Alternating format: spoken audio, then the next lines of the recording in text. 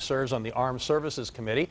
Also with us from Washington is John Soltz, who served 2 tours of duty as an Army officer in Iraq and is now chairman and co-founder of VoteVets.org, which describes itself as the leading progressive group of veterans in America. Great to have you both with us.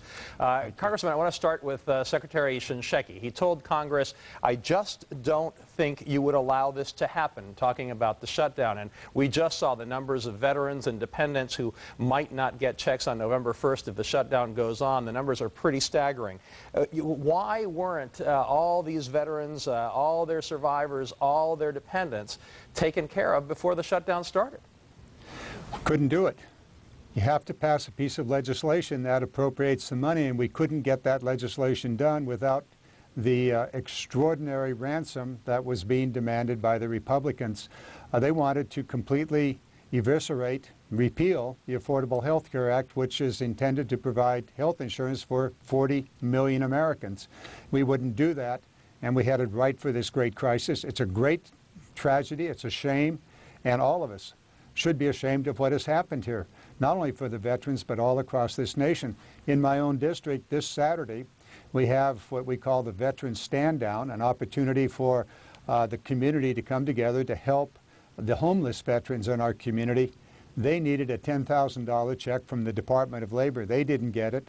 Working with the veterans, we were able to arrange a short-term loan. But this is just one of thousands or hundreds of thousands of examples of where this thing has really gone off the rails. You know, again, a short-term loan in that case, and as we just heard also in the piece, the House today unanimously approved allowing the Pentagon to pay death benefits to soldiers' families, especially in this recent case of soldiers who died in Afghanistan over the weekend. But then the Fisher Foundation had to step in and agree to pay the benefits until the shutdown ends. There's actually some argument as to whether the Senate will even take up the House bill that you guys passed unanimously. The White House has been said to oppose the bill. John, what does it say about our political dysfunction that a private foundation had to act to provide death benefits to the families of 26 soldiers who have died or who were killed in the line of duty since the shutdown started? I mean, we have people from all over the country, thousands, obviously, in our organization that have expressed a lot of pain about how this shutdown affects them personally. Over 9,000 of our members have opted in and said that they're personally affected. But I don't think anything hurt these people like seeing that the families of troops who had died in Afghanistan aren't getting the $100,000 death benefit, aren't getting the $1,200 indemnity compensation. And it obviously shows a real dysfunction. Now, obviously, there's a political football in regards to whether or not we can have a straight-up vote in the House to pass the budget. At VoteVets, we happen to believe right now that if we voted in the House, the budget would pass clean, go to the Senate and be passed, and the President would sign into law. And let's stay focused on the veterans. Before the shutdown, both houses of Congress approved a bill that was signed by President Obama that assured serving soldiers that they'd be paid. And Speaker Boehner says that bill also gave the Defense Department authority to pay the death benefits we're talking about.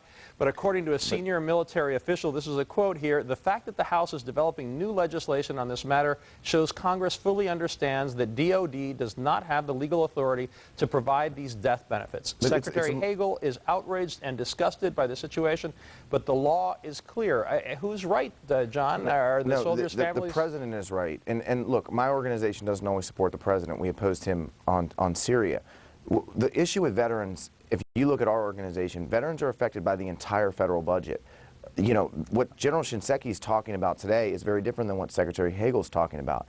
And so if you run it, we're going to continue to have issues where something falls through the cracks, like the compensation for troops who've died, for their families. And so when you look at the VA and you look at the backlog that's growing, when you look at the GI Bill, and when you look at a variety of issues, the only way to completely support our veterans in the American military is to fully fund the government, because there's parts of all administration, or the entire administration, that actually affects our members.